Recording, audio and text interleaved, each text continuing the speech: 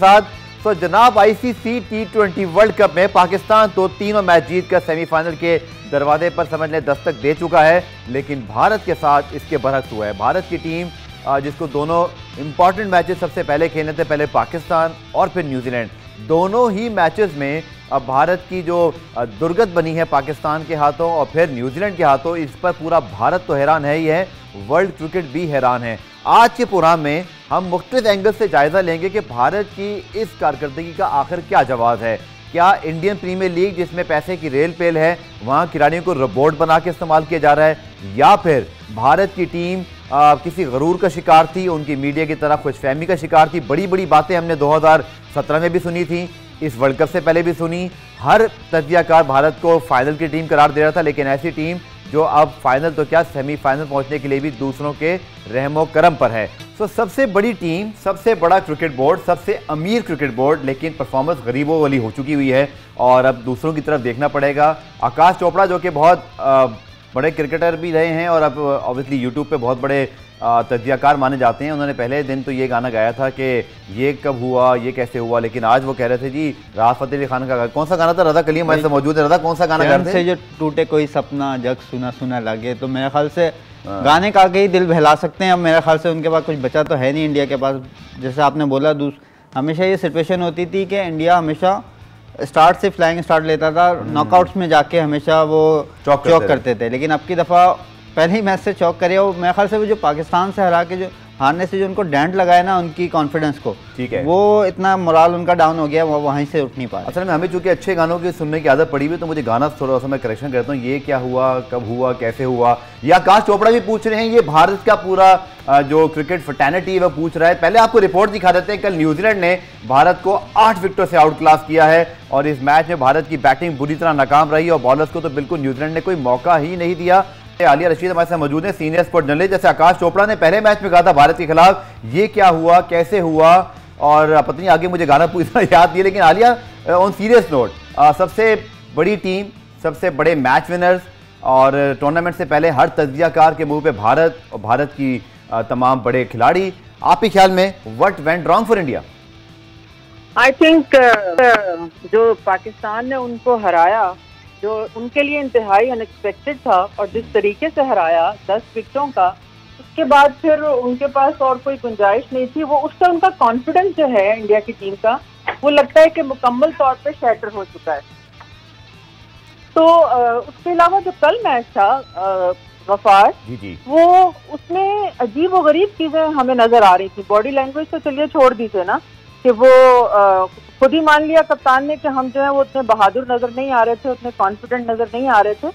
तो उसके अलावा ये है कि रोहित शर्मा जैसे प्लेयर को, जिसने 5 सेंचुरीज बनाई हुई हो वर्ल्ड कप में 2019 में, और उनको आप जो है वो तीसरे नंबर पे कर दें, तो ये मतलब इतने जबरदस्त ओपनर को, तो जो अजीब की कोई बात है लगी। उसके अलावा कोई भी प्लेयर, किसी ने भी अटैक करने की कोशिश नहीं की। चलिए अब टॉस आपके हाथ में नहीं था, कोई बात नहीं, ऐसा तो नहीं है कि टीमें जो है वो बिल्कुल खत्म हो जाती हैं, टॉस आप किसी के हाथ में भी नहीं होता, लेकिन उसके बाद आपकी इतनी डेप्थ है बैटिंग में, आप इतने अच्छे सारे प्लेयर्स हैं, कोई एक आदमी तो अटैक करता कि न्यूजीलैंड के जो बॉलर्स हैं उनकी लाइन और लेंथ खराब हो, कहीं कॉन्फिडेंस शो करता, कहीं एक्स्ट्राऑर्डिनरी 360 शॉट्स लगाता, कुछ भी नजर नहीं आया, कुछ फाइट ही नजर नहीं आई। तो ये बहुत बड़ा धक्का है दुनिया को लगा इस चीज पे। होस्ट है इंडिया और उन्हीं की टीम जो है वो अब नजर नहीं आ रही सेमीफाइनल में आगे जाते हुए। ठीक है, आलिया हमारे साथ मौजूद हैं और सोशल मीडिया पे जनाब रिएक्शन, जो कि पाकिस्तान भारत दोनों सोशल मीडिया टीम की जीत हो या हार हो, दोनों मौक़ों पर क्रिएटिविटी अरूज पर होती है, लेकिन भारत की हार पर सोशल मीडिया पे क्या रिएक्शन है पहले वो देख लीजिए, फिर आके आलिया और रज़ा से बात करते हैं। एक सारिफ ने लिखा, भारतीय टीम टूर्नामेंट से वापसी का टिकट कटाने वाली पहली टीम बन गई। साबिक इंग्लिश क्रिकेटर माइकल वॉन ने मशवरा दिया कि भारत अपने खिलाड़ियों को दुनिया भर में क्रिकेट लीग्स में भेजे ताकि उन्हें कुछ तजुर्बा तो हासिल हो सके। एक सारिफ ने टूर्नामेंट के पॉइंट टेबल की उल्टी तस्वीर पोस्ट करते हुए लिखा, भारतीय टीम पॉइंट टेबल पर नीचे से टॉप पर आ गई। एक सारिफ ने लिखा, न्यूजीलैंड ने भारतीय टीम को वतन वापसी के लिए वॉक ओवर दे दिया है। भारतीय सारिफ ने ट्वीट किया, दुबई से दिल्ली की सस्ती टिकट, भारतीय टीम जल्दी करो। सारिफ ने मुख्तलिफ फ्लाइट्स के किरायों की तफसील भी शेयर की। एक सारिफ ने IPL और आलमी मुकाबलों में भारतीय कारकर्दगी का मवाजना कुछ इस तरह किया। सो रिएक्शन आपने देख लीजिए, और साथ में रज़ा आलिया के पास भी वापस जाऊंगा, लेकिन एक और बहुत जो सीरियस डेवलपमेंट हुई थी बिफोर वर्ल्ड T20, सडनली एक खबर आती है विराट कोहली वर्ल्ड कप के बाद कप्तान नहीं रहेंगे, फिर विराट कोहली से बात करते हैं, फिर BCCI बात करता है, और कभी भी हमने देखा है कि बहुत ही कम ऐसा हुआ है कि कोई टीम या कोई बोर्ड वर्ल्ड कप से पहले अनाउंस कर दे कि जी आखिरी वर्ल्ड कप होगा खिलाड़ी का, और फिर वो किसी ने सही लिखा कि ये तो नोटिस पीरियड वाली बात हो गई, तो नोटिस पीरियड में ऐसी परफॉर्मेंस ही शायद आ जाती कभी कभी, लेकिन on serious note that was unnecessary, don't you think? बिल्कुल ऐसा ही हो सकता है। देखें, जो इंडिया की टीम कभी इस तरीके से कॉन्फिडेंस कभी भी नजर नहीं आया। इंडिया की टीम हमेशा एग्रेसिव क्रिकेट खेलने की कोशिश करती थी। लेकिन हो सकता है विराट कोहली के अपने वर्ड ने रहा कि हम बहादुरी से नहीं खेल सके, कप्तान बिल्कुल डिसअपॉइंट है। शायद उसी जो फैसले का नतीजा है कि शायद टीम में ग्रुपिंग पहली दफ़ा हो सकता है इंडिया की टीम में हो, क्योंकि परफॉर्म प्लेयर्स ऐसा लग रहा है बस खाना पूरी कर रहे हैं, खेलने का किसी का दिल ही नहीं चाह रहा है। आ रहे हैं जिसना पांड्या को भी कल देखें कितना क्रिटिसिज्म हुआ पाकिस्तान वाले मैच के बाद, लेकिन कल भी उनको खिलाया गया, और उनकी बैटिंग जब आई उनकी अप्रोच नज़र ही नहीं आई। उन्होंने एक कोशिश नहीं की हिट करने की, और जब उन्होंने कोशिश भी की और सीधा हाथों में कैच दे दिया। तो मेरे ख्याल से या तो इंडिया की टीम में वाकई में ग्रुपिंग हो गई, क्योंकि जब कोहली ने जब कैप्टनसी छोड़ने का ऐलान किया जिस वक्त, उस वक्त भी कंट्रोवर्सी हुई थी। आपको याद होगा कि पहले BCCI ने बोल दिया नहीं जी ऐसा तो नहीं है, उसके बाद फिर जब उन्होंने अनाउंस किया फिर वो उनको मुबारक कहना ये उनका अपना फैसला है। तो हो सकता है कि इंडिया टीम में ग्रुपिंग थी जिसकी वजह से नतीजे ऐसे नजर आ रहे। आलिया ठीक है, ये मान सकते हैं हम कि टॉस आप दोनों क्रूशल हार गए, चलिए ये भी मान लेते हैं कि पाकिस्तान ने और न्यूजीलैंड ने आउटस्टैंडिंग परफॉर्मेंसेस की हैं, बट जिस तरह की बॉडी लैंग्वेज है, और वर्ल्ड कप से तकरीबन 1 महीने पहले भारतीय मीडिया में खबर का लीक होना कि विराट कोहली का ये आखिरी वर्ल्ड कप होगा बतौर कप्तान, एक unnecessary pressure, criticism, talking point. Imagine कीजिए ना हमारे यहाँ भी अगर ऐसा हो जाता खुदा ना खास्ता कि बाबर आजम शायद वर्ल्ड कप के बाद कप्तान ही रहेंगे, बहुत नेगेटिव इंपैक्ट पड़ता है सारी डिस्कशंस का, प्लेयर तक भी बातें पहुंचती हैं। आप समझती हैं कि ये शुरुआत से पहले ही जो ये सारा मामला था इसको कंट्रोल किया जा सकता था? मुझे ऐसा लगता है कि रवि शास्त्री का जो टेन्योर खत्म हो रहा है या खत्म किया जा रहा है, उसके हवाले से शायद कोहली जो है वो कंफर्टेबल नहीं है। और अब ये देखिए कि धोनी जैसा बंदा भी मेंटोर बैठा हो आपके ड्रेसिंग रूम में, और इतने सारे लोग हों जो इतना क्रिकेट को समझते हों, प्रेशर्स को हैंडल करना जानते हो, मेंटोर का काम तो बेसिकली यही होता है ना। बिल्कुल। तो अगर पाकिस्तान से हारने के बाद पूरा 1 हफ्ता आपके पास है, आप उसको रिकवर नहीं कर पाए इमोशनली, या फिर वाकईतन कोई टीम में ऐसा इशू है। देखिए टीम में इसलिए इशू लग रहा है, मुझे तो आज तक ये नहीं समझ में आई कि कुलदीप यादव जैसा प्लेयर जो है, चाइना मैन, उसको छोड़ के, चहार को छोड़ के आप जो है जडेजा को खिला रहे हैं। यशवंत बाहर बैठा है, अगर आपने उसको रखा है तो आप कल आप यकीन करें कि मुझे बहुत तवक्को थी कि यशवंत को वो खिलाएंगे, क्योंकि न्यूजीलैंड है सामने, जो कि स्पिनर्स को जो है वो नहीं अच्छा खेल सकते और कंडीशन उनके हक में नहीं जाती। लेकिन उन्होंने तो इतना जबरदस्त किस्म का वो प्लानिंग की, एग्जीक्यूशन की, उनकी आप फील्डिंग देखें, बॉलिंग देखें, उन्होंने तो किसी को खुसकने नहीं दिया इंडियन को। अच्छा, और फिर दूसरी चीज जो मुझे, मैं एक मामूली सी जर्नलिस्ट हूँ, गेम की बहुत कम सेंस है मुझे, लेकिन उसके बावजूद मुझे ये नजर आ रहा था कि इन पिचेस पे आपको हवा में नहीं खेलना, पहले आपको सेटल डाउन होना है, जैसे बाबर और जी जी जी, उसके बाद आप अपने शॉट्स खेल सकते हैं। और फिर बाउंड्रीज बड़ी हैं, IPL में बाउंड्रीज छोटी होती हैं, तो ये IPL का बहुत बड़ा प्रेशर, बायोसिक्योर बबल, हारना, ये सारी चीजें इकट्ठी हो गई हैं, और वो एकदम से मेरा ख्याल है उनसे उठा नहीं जा रहा। और आलिया आपने जो बात की ना कि इन विकेटों पे गेंद हवा में नहीं खेलनी, ये वो बात है कि जो एक सार और एक बहुत मंझावत तज्जियाकारी बात कर सकता है। आपकी बात बिल्कुल ठीक है, हमारे साथ रहेगा। पुराना एक ब्रेक शामिल करते हैं, ब्रेक से जब वापस आएंगे तो मजीद बात करेंगे, चूंकि आलिया ने जिस बात जाने पर इशारा किया ना, रवि शास्त्री और विराट कोहली, इसके पीछे भी कहानी है। जब अनिल कुंबले कोच हुआ करते थे और किस तरह विराट कोहली के वो अच्छे दिन थे तो वो लेकर आए थे रवि शास्त्री को और बड़े कंफर्टेबल थे, लेकिन वाकई कहीं ना कहीं जैसे रज़ा ने भी कहा कि डिफरेंसेस नज़र आ रहे हैं। रोहित शर्मा की बॉडी लैंग्वेज हो, उनका नंबर तब्दील किया जाना हो, ये सारी बातें बड़ी क्वेश्चनेबल हैं। डिस्कस करेंगे शॉर्ट ब्रेक के बाद। तो दुनिया का सबसे बड़ा क्रिकेट बोर्ड है, दुनिया की सबसे बड़ी लीग, और यह भी मानना पड़ेगा कि सबसे पहले लीग कराई थी। हालांकि पहले ICL हुई थी और उसके बाद IPL आई थी, लेकिन आलिया वर्ल्ड कप से पहले इंग्लैंड से फिर दुबई, IPL के लिए IPL से सीधा वर्ल्ड कप में। विराट कोहली ने सिर्फ एक सवाल पे अब तक वर्ल्ड कप में कहा है, वही पाकिस्तानी सहाफ़ी एजाज वसीम बाकरी का सवाल था। उन्होंने कहा था वेरी गुड क्वेश्चन। वो सवाल ये था कि बायोसिक्योर बबल और मेंटल हेल्थ कितना असरअंदाज हो रही है आप मतलब दुनिया भर के क्रिकेटर्स पर, स्पेशली भारत क्योंकि मुसलसल क्रिकेट खेल रहे हैं। सो पैसे की लालच में क्या क्रिकेट बोर्ड भूल गया है भारत का कि उनके प्लेयर्स की कोई मेंटल हेल्थ भी है, खिलाड़ी का कंफर्ट जोन भी होता है, कोई पर्सनल लाइफ होती है। मुसलसल 5 महीने से ट्रैवल कर रहे हैं बायोसिक्योर में। बहुत, ये कोई आम आदमी इस बात को नहीं समझ सकता। ये ऑनेस्टली एक होटल के कमरे में बंद होके रहना ये मजाक नहीं है। आपको बिल्कुल आप कैदी बन जाते हैं, तो ये इसका असर तो डेफिनेटली होता है, इसमें कोई शक नहीं है। लेकिन मेरा ख्याल है कि अगर इंडिया ये कर लेता बीसीसीआई के वर्ल्ड कप के बाद रख लेता आईपीएल ना, तो शायद वो बेहतर होता कि उन्हें इंग्लैंड की सीरीज के बाद से गैप मिल जाता रिलैक्स होने का। लेकिन वो कॉन्स्टेंटली एक प्रेशर में हैं और उसके साथ खैर ये कोई वो इसको आप जवाब नहीं बना सकते हारने का या बुरा परफॉर्म करने का। लेकिन बहरहाल इसका असर नजर आ रहा है टीम के अंदर, और उनकी टीम के अंदर जो इश्यूज हैं वो काफी कुछ उलझे हुए लग रहे हैं। मगर जब आप ग्राउंड में जाते हैं तो कोई भी जो अच्छी टीम होती है वो स्किल के अलावा जो उसकी अहम चीज होती है कि वो की मूवमेंट्स पे प्रेशर में गलतियां कम करती है। और हमने ये देखा कि जो बेहतरीन टीम थी वो न्यूजीलैंड साबित हुई, क्योंकि जिस तरह से उन्होंने अपना गेम प्लान बनाया था, एक एक प्लेयर का उनको पता था और उसके हिसाब से वो बॉलिंग कर रहे थे, उनकी वीकनेसेस का उनको पता था। और जब वो खुद खेलने आए तो आप देखिए विलियमसन जो है वो कहाँ छक्के मारते हैं, और आराम से 72 रन की जनाब वो सेकंड विकेट पार्टनरशिप बना ली उन्होंने मिचेल के साथ, और कितना जबरदस्त खेल रहे थे। एक आदमी आराम से खेल रहा है, मिचेल उधर से शॉट मारे। आई मीन आपको नजर आता है कि प्लानिंग है, कुछ सोच है पीछे। इंडिया की टीम ने तो कमाल ही कर दिया, वो तो पता ही नहीं चल रहा था। हर आदमी क्रॉस खेल रहा है, हर आदमी हवा में खेलने की कोशिश कर रहा है। किसी ने मेरा ख्याल है कोहली समेत, कोहली और उससे पहले रोहित शर्मा ने 1-2 बड़े अच्छे शॉट खेले। वो अगर वहां पे एक आदमी ये डिसाइड कर लेता कि मैंने अटैक करना है और दूसरा जो है वो डिफेंड करके आराम से सिंगल डबल लेगा, तो सिचुएशन बेहतर हो सकती थी। वो गलत टाइम पे 10 ओवर हो चुके थे, प्रेशर उनके ऊपर बहुत था। पानी की ब्रेक के बाद कोहली वापस आए थे और आते ही उन्होंने वो शॉट मारा जो कि बहुत उनकी रेंज से अनफॉर्चुनेटली बाहर रह गया।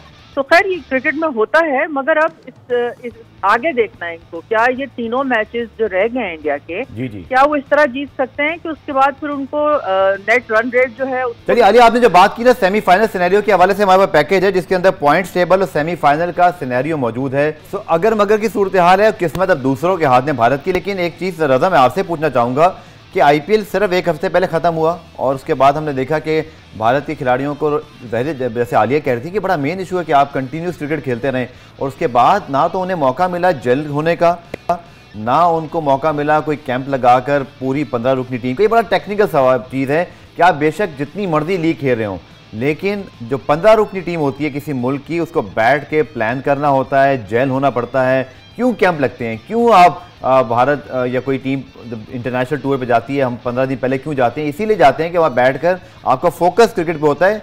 नहीं था फोकस, रजा अगर माना जाए, भारतीय मीडिया भी इस बारे में सवाल उठा रहा है कि आईपीएल के ऊपर ही सब फोकस था, पैसा रिकवर हो जाए, ब्रॉडकास्ट के सारी डील्स मौजूद हैं, वो सब निकल आए। बट वर्ल्ड कप के लिए भारतीय टीम कब बैठेगी, कब प्लान्स बनाएगी, कब कप्तान और कोच बैठ के खिलाड़ियों के साथ बात करेंगे, ऐसा तो कुछ पढ़ा ही नहीं हमने। बिल्कुल ऐसा ही है। देखें, आपके सवाल में इसी का जवाब है कि उन लोगों ने, उनकी तवज्जो सिर्फ आईपीएल पे थी, T20 वर्ल्ड कप पे थी ही नहीं। क्योंकि अगर आप एक जेल नहीं होंगे तो आप कैसे प्लानिंग करेंगे। और इसी हवाले से मैं थोड़ा सा अगर माजी के स्टैट भी बताऊं, बहुत इंटरेस्टिंग है। 2007 में T20 वर्ल्ड कप पहला हुआ जो इंडिया जीता था, 2008 में पहली दफ़ा आईपीएल हुई। उसके बाद से अगर हम हर T20 वर्ल्ड कप और आईपीएल का मवाजना करें और टाइमिंग देखें, 2009 में जब T20 वर्ल्ड कप हुआ, बिल्कुल उससे जस्ट पहले आईपीएल हुआ था, इंडिया सुपर 6 में बाहर हुआ। 2010 में भी ऐसा ही हुआ। 2012 का T20 वर्ल्ड कप था जिसमें इंडिया सुपर 6 में बाहर हुआ, उससे पहले आईपीएल नहीं हुआ था।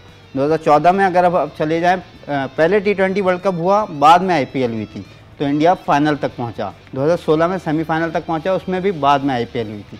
तो मेरे ख्याल से आईपीएल खेलने से खिलाड़ियों का जो मेंटल, वो जो थक जाते हैं खिलाड़ी, मेरे ख्याल से वो बहुत प्रॉब्लम आ रही है। अब तो थे ही बायोसिक्योर माहौल में, तो मेरे ख्याल से बहुत जेन्युइन मसला है। इस चीज़ पे बीसीसीआई को देखना होगा। बिल्कुल ठीक। और आलिया, माइकल वॉन ने ट्वीट किया कि भारत को अपनी लीग में से भी अपने खिलाड़ियों को बाहर निकालना चाहिए। दुनिया भर में खेल रहे हो, चाहे जूनियर्स ही खेल रहे हो या उनके स्टार्स खेले ना खेले, लेकिन आप समझते हैं कि महदूद हो गए भारतीय खिलाड़ी एक ही तरह के क्रिकेट खेलने के, एक ही तरह के मिजाज के बॉलर्स के साथ, जैसे कि मैथ्यू हेडन ने भी जाने पर इशारा किया था। और पाकिस्तान को देखिए तो ठीक है, कंट्रोल होना चाहिए। मैं तो ये बात भी कहता हूँ कि लीग बहुत ज़्यादा भी नहीं होनी चाहिए, बट भारत ने बहुत महदूद किया हुआ अपने प्लेयर्स को। हाँ, महसूस तो किया है, इसलिए कि वो पैसे इतने ज्यादा दे रहे हैं और इसीलिए शायद। लेकिन आलिया, पैसे ही सब कुछ है आपके ख्याल में क्रिकेट के अंदर? नहीं, पैसा सब कुछ नहीं है, लेकिन आप ज्यादा लीग में क्यों हमारे प्लेयर जाते हैं? पैसे के लिए जाते हैं ना, ऑब्वियसली कोई एक्सपीरियंस गेन करने नहीं जाते। तो और उनके पास दुनिया के बेहतरीन टॉप के प्लेयर्स, टॉप के बॉलर्स और बैट्समैन जो हैं वो आईपीएल में खेलते हैं, तो एक्सपोजर तो उनको मिल रहा है, इससे तो कोई फर्क नहीं पड़ता, एक्सपोजर उनको भरपूर मिल रहा है। असल चीज ये है, दो चीजें हैं, एक तो होती है फटीक जो आपको नजर आ रही है, और दूसरा मेंटली इमोशनली वो पाकिस्तान से हारने के बाद जिस तरह उनका मीडिया सलूक करता है, हम लोग तो बेचारे बहुत शरीफ है उनके आगे, जिस तरह से वो अपने प्रेशर डालते हैं और जितना बुरा भला कहते हैं, और उनके एंकर मतलब 5 मिनट मुझसे सुना नहीं जाता अगर मैं उनको देखूं, तो सोचिए कि उन लोगों के ऊपर क्या असर पड़ता होगा जिनके साथ इतना उनको बुरा भला कहा जाता है, उनकी फैमिली प्रेशर में आती हैं, बहुत बहुत इमोशनली बहुत डैमेज होते हैं प्लेयर इस तरह से। तो मेरा ख्याल है कि ये सारी चीजों ने एक हफ्ता मिलकर, अगर बीच में कहीं वाकई उन्होंने कोई छोटी मोटी टीम के साथ खेल लिया होता ना, मैच जीत गए होते, इन्वॉल्व होते, तो वो गेन कर लेते दोबारा वो कॉन्फिडेंस, मगर वो उससे उठ नहीं पाए। ऊपर से ये कि उनको ये भी पता था, जाहिर है वो इंटरनेशनल क्रिकेट खेल रहे हैं, कि न्यूजीलैंड की स्ट्रेंथ क्या है, उनके पास बेहतरीन स्पिनर्स भी हैं, बेहतरीन फास्ट बॉलर्स भी हैं, बैट्समैन तो हैं अच्छे, तो ये भी उनको पता था। अब उन्होंने देखे नए ईशान किसान को डाल दिया ऊपर, फ्रंट नीचे से नहीं चल सके, राहुल जो है मुझे समझ नहीं आ रही कि वो उनको क्या हो गया, वो इतने जबरदस्त प्लेयर हैं मगर नहीं, रोहित शर्मा जैसे एक्सपीरियंस प्लेयर, कोहली खुद, तो एक अजीब सा वो लग रहा है कि जैसे किसी ने जादू कर दिया है और वो बिल्कुल मेस्मराइज हो गया और उनसे खेला नहीं जा रहा, बिल्कुल मफलूज नजर आ रही है। लग ऐसे ही रहा था, आपने बिल्कुल ठीक कहा, क्योंकि जिस तरह की शॉट्स खेली हैं, रोहित शर्मा आउट होने के बावजूद जैसी शॉट खेल के आउट हुए, विराट कोहली से ऐसी शॉट आप एक्सपेक्ट ही नहीं कर सकते, लेकिन बहरहाल इसके बारे में क्या कह सकते हैं कि बिल्कुल भी कॉन्फिडेंस लेवल नहीं दिख रहा था। प्रोग्राम में ब्रेक शामिल करते हैं, ब्रेक से वापस आकर आज जो एक और मैच होना है और कल पाकिस्तान को भी मैच खेलना है, उस मैच से बात करेंगे शॉर्ट ब्रेक के बाद।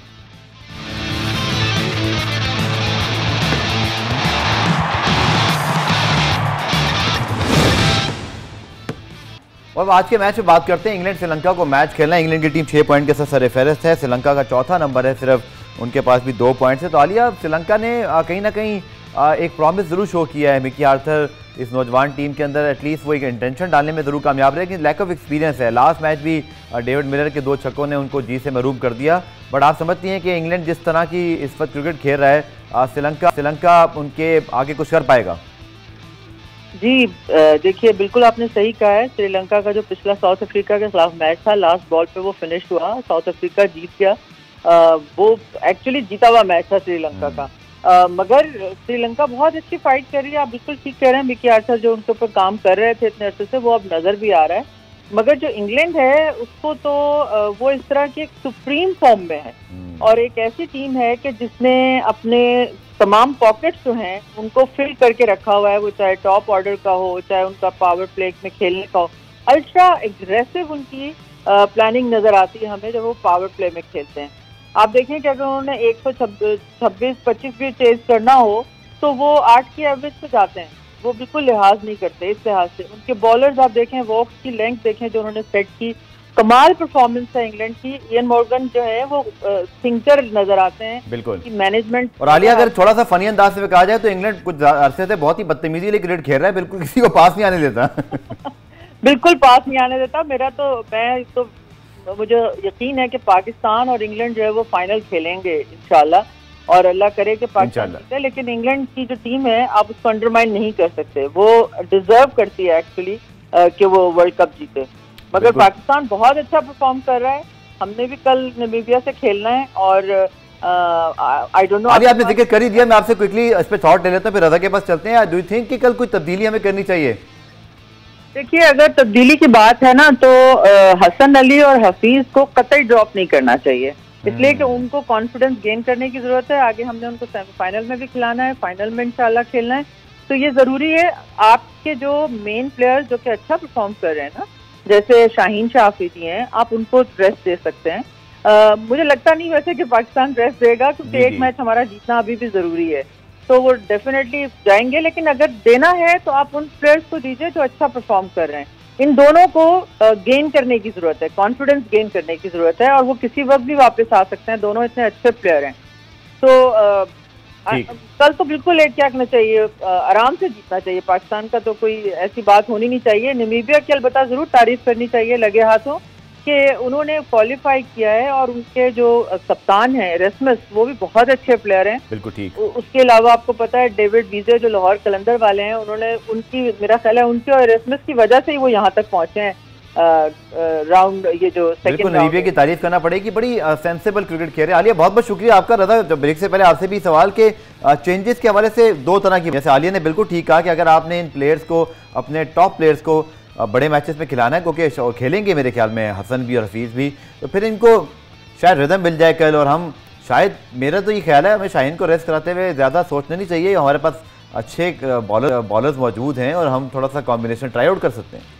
बिल्कुल, देखिए मैं 100% एग्री करूंगा कि वो उन दोनों को तो बिल्कुल ड्रॉप नहीं करना चाहिए। अगर वो खेलेंगे, रन्स बनाएंगे, हसन विकेटें लेंगे। और हसन का प्रॉब्लम तो थोड़ा सा ही दिखाई दे रहा है कि एक बैटिंग करा देते हैं, फिर एक ओवर में उनको रन पड़ जाते हैं, तो कहीं ना कहीं उनको रिदम ही चाहिए बस। बिल्कुल ऐसा ही है। और देखें, ज़्यादा चेंजेस नहीं करनी चाहिए, क्योंकि T20 ऐसा फॉर्मेट है, एक बार आपके हाथ से मोमेंटम चला गया ना, तो फिर उसको पकड़ना बहुत मुश्किल हो जाएगा। तो मेरे ख्याल से तो कल के मैच में भी पाकिस्तान को सेम टीम के साथ ही जाना चाहिए, मैच जीतें। आखिरी जो मैच होगा जी उसमें शायद एक दो चेंजेस कर लें। पुरानी एक ब्रेक, शाम से जब वापस आएंगे तो फिर अपने नुमाइंदे वो बकर से ही पूछेंगे जो इस वक्त दुबई में मौजूद है कि क्या पाकिस्तान टीम का कोई तब्दीलियां कर सकती है या नहीं। मिलते हैं शॉर्ट ब्रेक के बाद।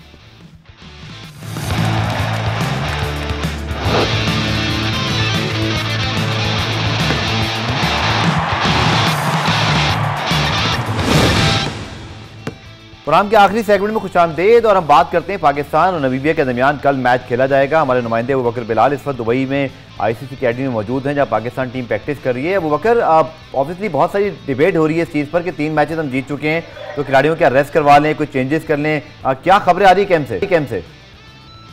देखिए गफार, अभी तक हतमी तौर पर नहीं हुआ कि हमने कोई टीम के अंदर चेंजेस करनी है, लेकिन आज जब हम ट्रेनिंग सेशन देख रहे थे यहाँ पर, तो हमें इमाद वसीम और शाहीन शाह अफरीदी कहीं ना कहीं रेस्ट करते हुए दिखाई दिए। उस तरीके से बॉलिंग उन्होंने नहीं की नेट सेशंस के अंदर, जिस तरह वो तवील नेट सेशन था।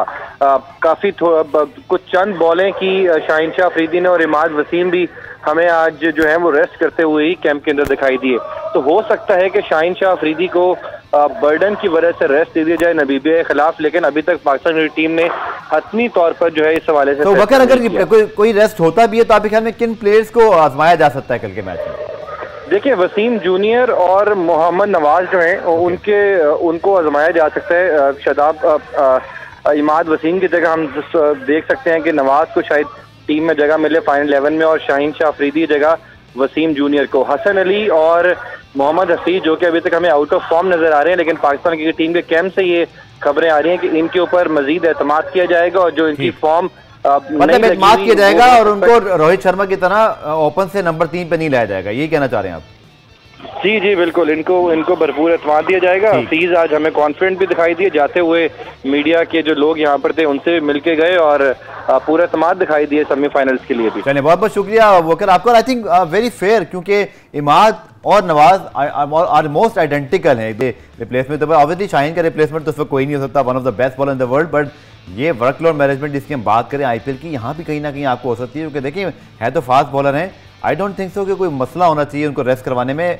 स्कॉटलैंड का मैच भी उसके बाद बाकी। बिल्कुल, देखिए मसला तो कोई नहीं होना चाहिए अगर टीम मैनेजमेंट समझती है, क्योंकि देखें हम यहाँ पे बैठ के तजिया कर सकते हैं, टीम मैनेजमेंट को ज़्यादा पता है कितना बर्डन है। वो लोग हर चीज़ को आपको पता है, डेटा एनालिसिस सब हर चीज़ कर रहे होते हैं। अगर उन्हें लगता है कि उनको ज़रूरत है तो मेरे ख्याल से फिर ज़रूर कराना चाहिए, लेकिन अगर वो मैच फिट हैं, खेल सकते हैं, अगर ज़्यादा बर्डन नहीं है तो मेरे ख्याल से सेम टीम के साथ जाना चाहिए ताकि मोमेंटम ना टूटे। बस क्योंकि अगर किसी तरीके से भी हार गया पाकिस्तान तो फिर जो एक मोमेंटम चला जाएगा ना, वक्त नहीं आएगा, बड़ा मुश्किल होगा। फिर भी नामीबिया की मैच की बात करेंगे, क्योंकि एक ऐसी टीम जिसने ग्रुप स्टेज में भी सबको हैरान किया, एक मैच भी जीते वर्ल्ड कप के सुपर 12 के अंदर। और दूसरा, रज़ा, मुझे उनकी क्रिकेट में सबसे अच्छी चीज़ जो लग रही है, जो इस वर्ल्ड कप में सबसे बड़ी है सक्सेस की गारंटी, इंग्लैंड के अलावा, इंग्लैंड तो कुछ और ही लेवल पे खेल रहे हैं, वो है कि आप जितना सुकून से क्रिकेट खेलें, आप रन्स बनाएं एक टारगेट करके और स्लो करते हुए सिंगल डबल करते रहें।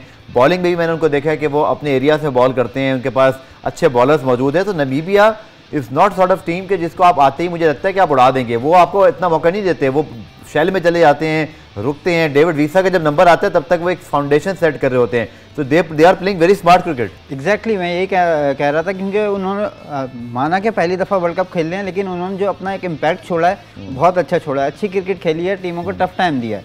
तो मेरे ख्याल से बिल्कुल लाइट, तो जिसमें सकलैन मुश्ताक भी कह चुके हैं किसी टीम को लाइट नहीं लेंगे, तो मेरे ख्याल से लाइट बिल्कुल नहीं लेना चाहिए, पूरे कॉन्फिडेंस के साथ खेलना चाहिए। और इसी के साथ अगर मैं बोलूँ, जिसमें आपने बोला इंग्लैंड कुछ और ब्रांड की क्रिकेट खेल रहा है, तो उन्होंने अपना ब्रांड बिल्कुल अलग कर दिया दुनिया से। वो चाहे हारें जीतें, वो उसी तरीके से क्रिकेट खेलते हैं।